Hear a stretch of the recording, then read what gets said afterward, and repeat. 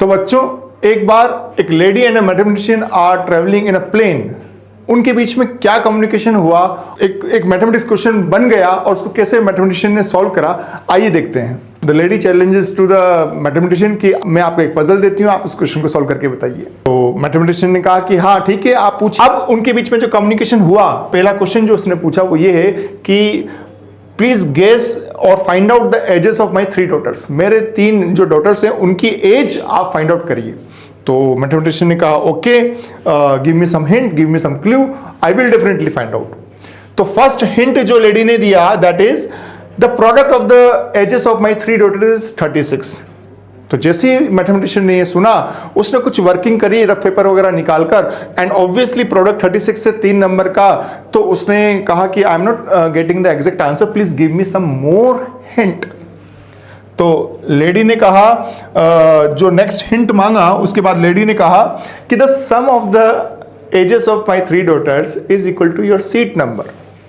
Now mathematician को, अगर आप खुद को मैथमेटिशियन मानकर सॉल्व कर रहे हैं, तो आपको ये समझ में आना चाहिए कि आपको तो सीट नंबर पता होगा, you are very much aware of the seat number. But उसके बाद भी मैथमेटिशियन ने कहा कि I still can't get it, can you please give me one last clue, एक क्लू और दे दो, then I will find out. तो जैसे ही लास्ट क्लू मैथमेटिशियन को मिला, और लास्ट क्लू बहुत इंपॉर्टेंट, सबसे ज्यादा जरूरी जो है वो लास्ट क्लू है। लास्ट क्लू क्या है? My youngest daughter has blue eyes. जैसे ही मैथमेटिशियन ने सुना कि लेडी की जो यंगेस्ट डॉटर है उसकी ब्लू आईज है, और वैसे ही मैथमेटिशियन ने कहा आई गॉट देयर एजेस। ये क्वेश्चन बताता है कि हम किसी भी मैथमेटिकल अप्रोच को कैसे डेवलप करें, किसी भी क्वेश्चन को एक मैथमेटिशियन का माइंड कैसे सॉल्व करेगा, क्या स्टेप बाय स्टेप वर्किंग होनी चाहिए किसी भी क्वेश्चन को सॉल्व करने के लिए। ये उस तरीके के क्वेश्चन का एक बेहतरीन एग्जांपल है। आइए देखते हैं इसका सॉल्यूशन क्या है। थॉट प्रोसेस क्या होगा? थॉट प्रोसेस होगा कि product of the ages of my daughters is 36। तो जितने भी तरीके से 3 नंबर्स का प्रोडक्ट 36 है, वो सारे नंबर हमने लिख लिए। बट ऑब्वियसली इसमें से कैसे हम यूनिक आंसर निकालेंगे, तो उसने फिर सेकंड हिंट मांगा। सेकंड हिंट मांगने के बाद सेकंड हिंट दिया sum of the seat number, मतलब sum of the ages is equal to your seat number. तो उसको तो सीट नंबर पता था, सारे ऑप्शन, सारे केसेस उसने बना लिए, तो वो सम निकालता गया।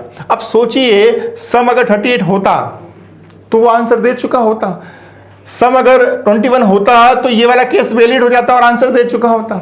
सम यहां पर इसका 16 सम आ रहा है, और ये अगर सीट नंबर होता उसका तो भी आंसर आ जाता।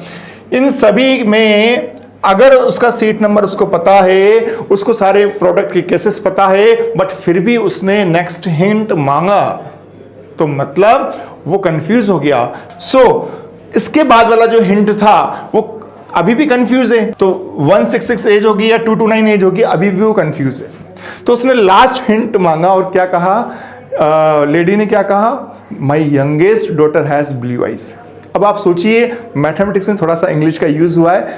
Youngest is the superlative degree, youngest can be 1, 2 साथ में नहीं हो सकते। कहने का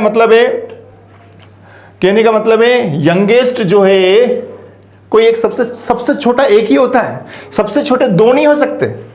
तो youngest is a superlative degree, it can be only 1। So in these cases जहां वो कंफ्यूज था, यंगेस्ट इसमें से किस में यूज आ सकता है? इसमें यंगेस्ट इसी में यूज आ सकता है। तो फाइनल आंसर जो एजेस का होना चाहिए वो 166 होना चाहिए।